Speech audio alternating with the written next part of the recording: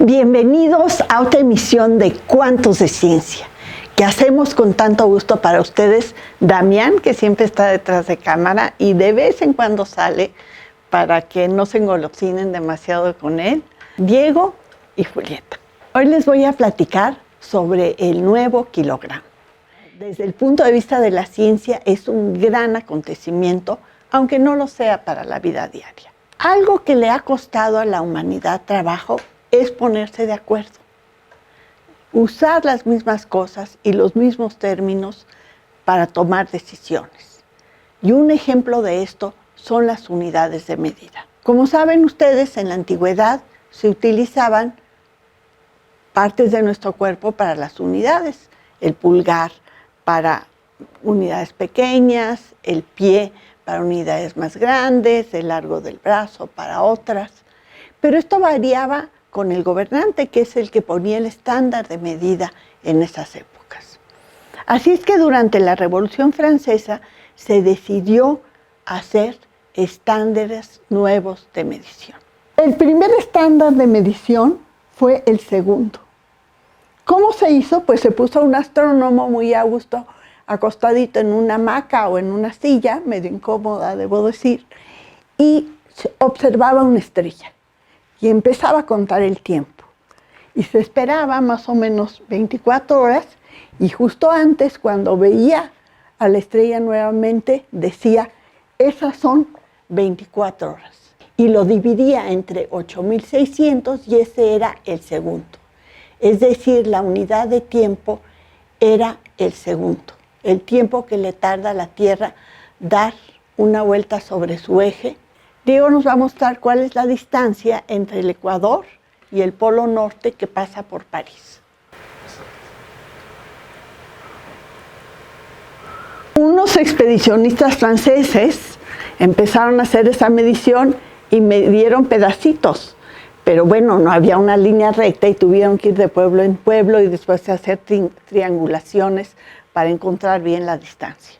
Dijeron que la distancia entre el Ecuador y el Polo eran 10,000 kilómetros. Y así se hizo la unidad de metro. ¿Qué se hizo para el kilogramo? Pues se utilizó una balanza. Como nos va a mostrar Diego, para usar una balanza se pone una masa de un lado de la balanza y después se trata de equilibrar con la balanza del otro lado. Y cuando están iguales, los dos pesos son similares. Y para esto se utilizó durante la Revolución Francesa 1 litro de agua. 1 litro de agua es el que definía el kilogramo.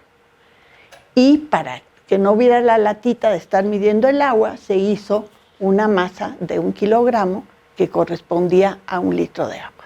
Ahora, todo este sistema de unidades es muy incierto. Por ejemplo, la Tierra,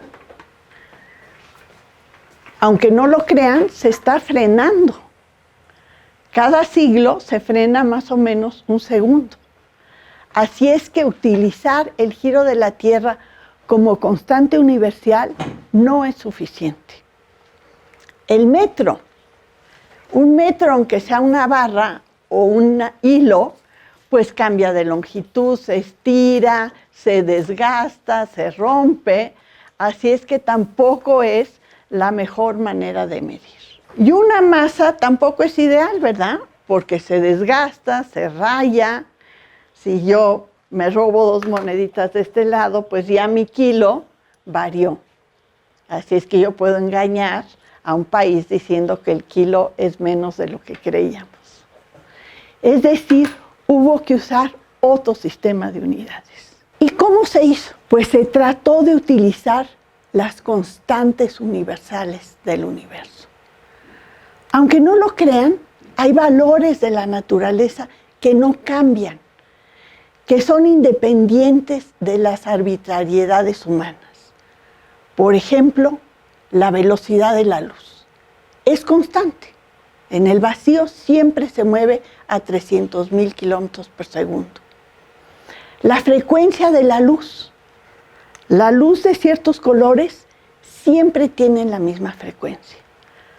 Así es que la nueva unidad de segundo ya no está referida a los astros, sino a una transición atómica del átomo de cesio, donde el electrón pasa de un nivel a otro. Cuando el electrón pasa de un nivel a otro, emite un fotón que tiene cierta frecuencia y un múltiplo de esa frecuencia es el segundo. Y esta es una cuestión universal. Cualquier persona con un laboratorio de metronomía puede medir el segundo con gran precisión. ¿Y qué pasa con el metro? Pues nuevamente utilizamos a la luz. La velocidad de la luz es constante. Así es que una fracción de la distancia que recorre la luz en un año es el metro.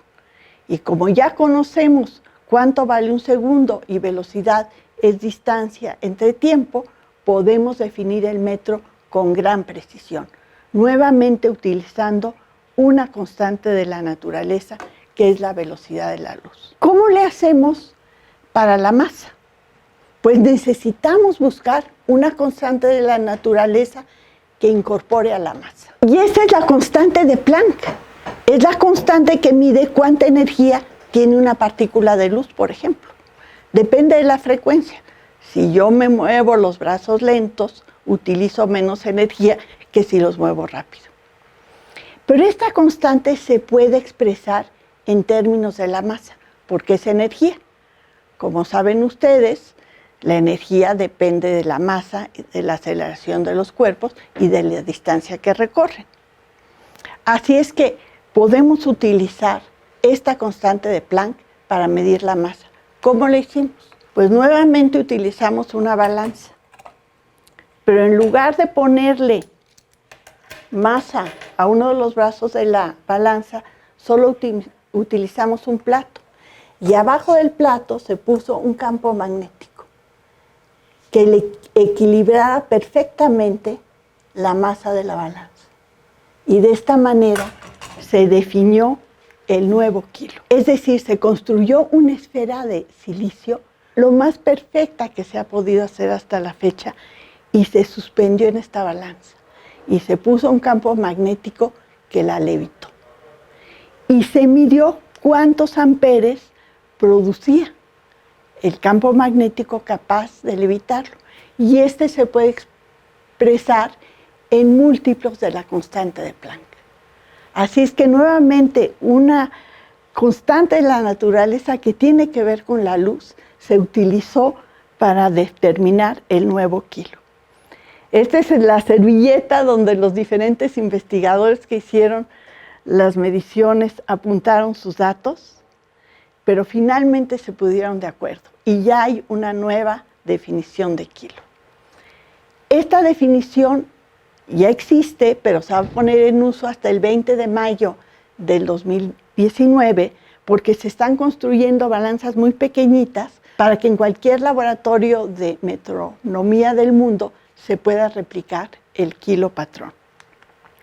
Uno de los investigadores se tatuó en su brazo la constante de Planck en honor del nuevo kilo. Nos vemos en la próxima emisión de Cuantos de Ciencia.